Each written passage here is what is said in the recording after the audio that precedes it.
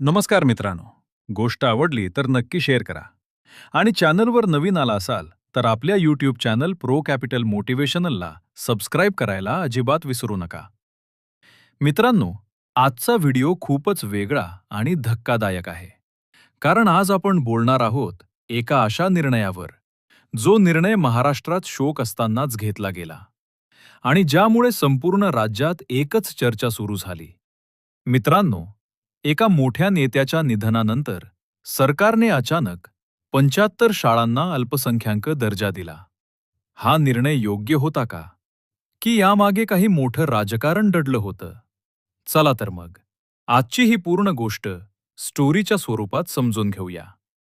मित्रांनो, 28 जानेवारी 2026 हा दिवस महाराष्ट्रासाठी खूपच दुःखद ठरला. राज्याचे उपमुख्यमंत्री अजित पवार एका दुर्दैवी अपघातात आपल्यातून अचानक निघून गेले. राज्यात शोककळा पसरली. सरकारने शासकीय दुखवटा जाहीर केला. संपूर्ण महाराष्ट्र शांत झाला. लोकांच्या डोळ्यात अश्रू आणि मनात एकच प्रश्न, आता पुढे काय? पण मित्रांनो, याच दुःखाच्या वातावरणात एक अशी घटना घडली जिने सगळ्यांना हादरवून टाकलं. मित्रांनो, जेव्हा संपूर्ण राज्य शोकात होतं, त्याच काळात अल्पसंख्याक विकास विभागाने एक निर्णय घेतला.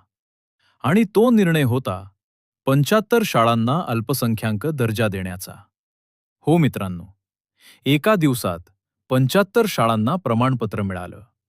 लोकांना विश्वासच बसला नाही. कारण हा निर्णय खूप मोठा होता आणि त्याची वेळ सगळ्यात जास्त संशयास्पद होती. मित्रांनो, लोक म्हणू लागले, शासकीय दुखवटा असताना, ऑफिसेस बंद असताना, प्रक्रिया पूर्ण व्हायला वेळ लागतो. मग अचानक इतक्या शाळांना दर्जा कसा दिला गेला? हा निर्णय इतक्या घाईत का झाला? आणि सर्वात मोठा प्रश्न, या 75 शाळांमध्ये काही मोठ्या आणि प्रसिद्ध शाळाही होत्या. यामुळे वाद आणखी वाढला. मित्रांनो, अल्पसंख्याक दर्जा मिळाल्यानंतर शाळांना काही विशेष सवलती मिळतात. जसं की काही सरकारी नियमांपासून सूट, आरटीई अंतर्गत प्रवेशाची अट कमी, आर्थिक आणि प्रशासकीय फायदे, व्यवस्थापनावर जास्त नियंत्रण. म्हणजे हा दर्जा मिळणं शाळांसाठी खूप फायदेशीर ठरतं. आणि म्हणूनच लोक विचारू लागले, हा दर्जा योग्य संस्थांना मिळाला का, की काही वेगळंच गणित होतं? मित्रांनो, या निर्णयानंतर राजकीय वातावरण तापलं. विरोधकांनी आरोप केले, हा निर्णय चुकीच्या वेळी झाला. शोकाच्या काळात असे फायदे देणं संशयास्पद आहे. सामान्य नागरिकही म्हणू लागले, ही प्रक्रिया पारदर्शक नव्हती. माध्यमांमध्ये मोठ्या चर्चा सुरू झाल्या. सोशल मीडियावर प्रश्न उपस्थित झाले.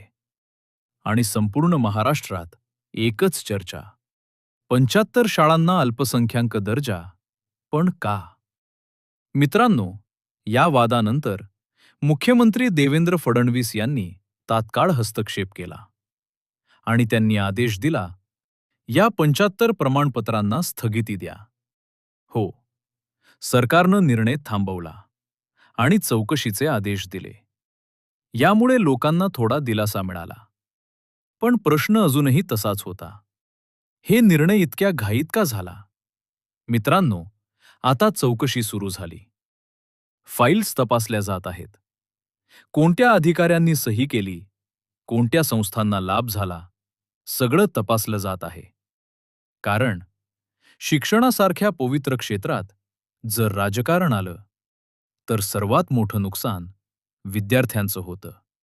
मित्रांनो, आजची ही घटना आपल्याला शिकवते, सरकारी निर्णय कोणताही असो, तो पारदर्शक असायला हवा, योग्य वेळेत असायला हवा. कारण लोकांचा विश्वास हा सगळ्यात मोठा आधार असतो. शोकाच्या काळात असे निर्णय घेतले तर संशय निर्माण होतो आणि लोक विचारतात, हे खरंच जनतेसाठी आहे की कोणासाठी खास? मित्रांनो, तुमचं मत काय आहे? हा निर्णय योग्य होता का, की यामागे काही वेगळं राजकारण होतं? खाली कमेंट करून नक्की सांगा.